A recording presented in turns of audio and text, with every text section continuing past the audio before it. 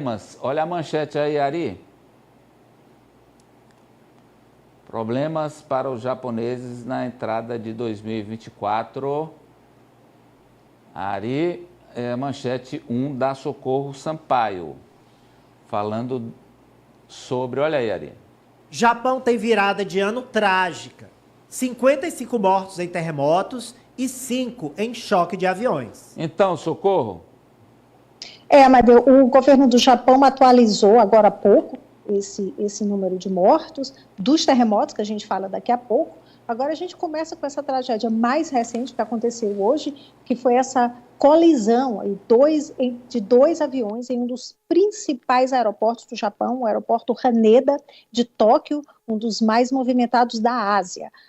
O Japão também anunciou que já começou a investigar o motivo desse acidente, desse incidente. Era um avião Airbus 350 da empresa Japan Airlines, que colidiu com um avião menor, um avião canadense de fabricação da Bombardier, avião que era da Guarda Costeira japonesa, e enquanto o avião comercial pousava, o avião da Guarda Costeira japonesa se preparava, para decolar, para levar ajuda para a região atingida pelo terremoto. Algumas informações começam a ser divulgadas. O Departamento de Aviação do Japão relatou que o avião da Guarda Costeira relatou à base que havia explodido após colidir com uma aeronave comercial. A parte frontal, a frente desse avião menor da Guarda Costeira, teria batido na ponta de uma das asas do avião da Japan Airlines. Os técnicos já estão no local, isso depois que todo o fogo foi controlado. Amadeu, foram mais de 2 horas de incêndio, foram mais de 2 horas para que os bombeiros controlassem o incêndio. A gente vê imagens aí de dentro do avião, um passageiro que fez, sempre me surpreende a tranquilidade de alguém fazer imagens, nesse momento de tensão. Muita gente disse que estava escuro, claro, as luzes da cabine são reduzidas durante o pouso, a gente sabe disso. Muita gente deu depoimento dizendo que achou que fosse morrer, estava escuro, havia muita fumaça, havia essa bola de fogo, ninguém sabia exatamente o que estava acontecendo. Era um modelo novo da Airbus. Esse avião foi entregue tinha pouco mais de 1 ano. A pista... Falou comigo, Amadeu? O som está muito ruim. Eu queria mostrar, Socorro, com áudio, essas imagens, porque são bem impressionantes e você chamou a atenção por uma coisa, que há pessoas que mostram esse sangue frio, na hora da tragédia. Vamos lá.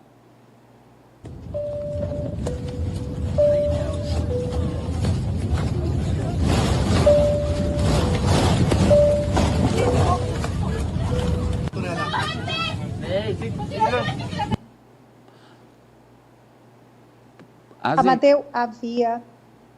As imagens no interior do avião foram feitas depois da colisão na asa, E que, inclusive, a gente vê fumaça e algum desespero, principalmente das crianças, A gente já vê o fogo. Havia 8 crianças a bordo. Eram 379 pessoas a bordo, Amadeu, do avião comercial. Todas foram evacuadas sem nenhum problema, todas foram retiradas. Acho que a gente tem imagens aí, e muita gente parabenizando o governo japonês, especialistas em aviação, parabenizando a tripulação que conseguiu retirar todas as pessoas a bordo, só apenas 14 pessoas que tiveram ferimentos bem leves. Isso foi tudo feito, essa evacuação, em menos de 1 minuto e meio, como pede a aviação comercial. Já do outro avião, o avião menor, o avião da Guarda Costeira, havia 6 pessoas a bordo, 5 pessoas morreram. O Japão confirmou que 5 pessoas morreram e só o piloto conseguiu sobreviver, só o piloto conseguiu escapar. Ele está bastante ferido, foi levado para o hospital, está sendo tratado no hospital, mas só um sobrevivente do avião da Guarda Costeira. E o que chama atenção também é que esse aeroporto tem 4 pistas, 3 já foram reabertas e possivelmente ainda hoje, quer dizer que lá no Japão já é amanhã, já é quarta-feira, essa pista também possa ser reaberta, enquanto os técnicos agora vão investigar exatamente o que teria acontecido, vão investigar essa comunicação entre as torres para saber de quem foi a culpa, exatamente o que aconteceu. Especialistas em aviação, Amadeu, reclamam que nesse caso de avião que vai levar socorro a vítimas, né, aviões com ajuda humanitária, eles não têm prioridade na hora do embarque, eles não têm uma pista exclusiva. Então, eles têm que ficar ali entre um pouso e uma decolagem dos voos comerciais, tem que, digamos, encaixar, e pode ter sido aí essa causa, mas ainda nada certo sobre isso. Agora, outra tragédia do Japão é que o governo atualizou agora há pouco, o número de mortos, são 55 mortos do terremoto de ontem, do terremoto do dia 1º de janeiro no Japão, 55 mortos. As equipes de resgate continuam à procura de sobreviventes nos escombros e o governo japonês já pediu à população que continue em alerta, porque novos terremotos podem acontecer nos próximos 7 dias, e esses novos terremotos podem chegar à magnitude 7 da escala Richter. O tremor que abalou a província de Ishikawa, na península de Noto, teve magnitude de 7,6 na escala Richter, isso de acordo com a agência meteorológica japonesa. E depois desse grande terremoto, aconteceram mais 155 réplicas, ou seja, 155 tremores secundários, e muitos acima de 3 graus, com magnitude acima de 3. O tremor provocou incêndios também, o tremor provocou até deslizamento de terra. Há milhares de casas que foram, casas e prédios que foram ou destruídos ou que foram bastante danificados, além de carros, bicicletas, barcos. A gente tem imagens aí que realmente a gente fica imaginando, Amadeu, que tragédia, essa tragédia poderia ser imensamente maior, não fosse, olha essa rua, não fosse o Japão tão preparado para terremotos. O Japão é um dos países, ou provavelmente o país mais preparado para terremotos do mundo. E olha, mesmo assim o que aconteceu, 55 mortos, essas aí são ruas de acesso à península, com o epicentro, ainda é muito difícil chegar ajuda ao epicentro, porque há muitas ruas, muitas estradas assim totalmente bloqueadas, totalmente destruídas, 45 mil pessoas ainda sem energia elétrica, isso em pleno inverno, e o aeroporto de Noto, que é o aeroporto mais próximo, esse continua fechado e possivelmente será reaberto amanhã, Amadeu. Ainda aí na Ásia, Socorro, nós tivemos o atentado contra um candidato da oposição na Coreia do Sul. Amadeu, é o líder da oposição na Coreia do Sul. É um candidato que perdeu a eleição para presidente no ano passado, ou quer dizer, no ano atrasado, né, 2022.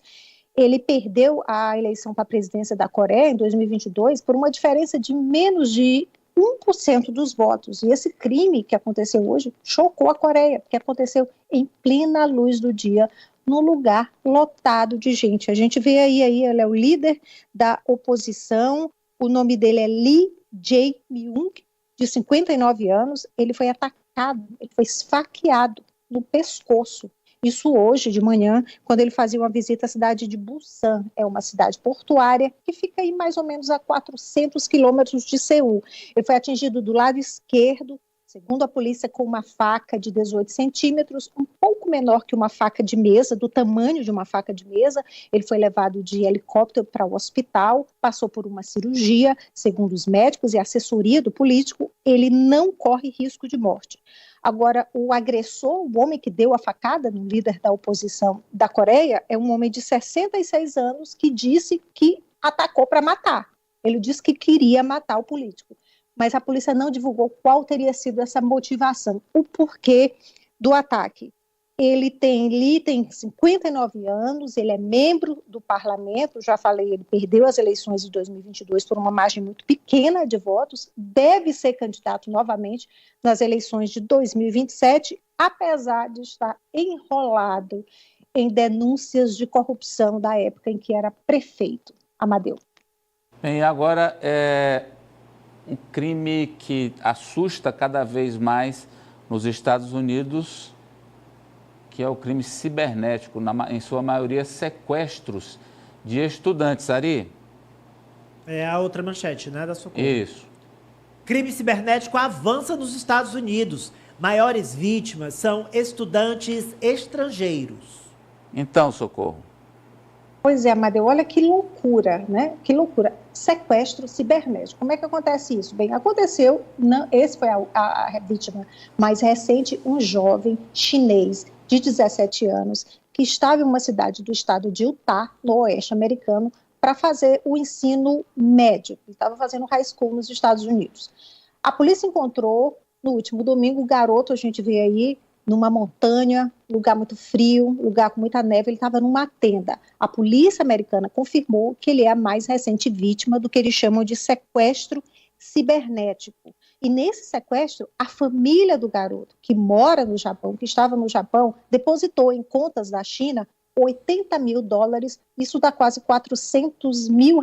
Agora, como é que é esse sequestro cibernético? Bem, os criminosos, eles entram em contato com o estudante, com o jovem e com a família. Para a família, eles dizem que o garoto, que o filho foi sequestrado e que só será libertado diante do pagamento, com o pagamento de um resgate. Já eles entram em contato também com o estudante e dizem, olha, você tem que se isolar, sua família corre perigo, a gente pode fazer mal para sua família, você tem que se isolar.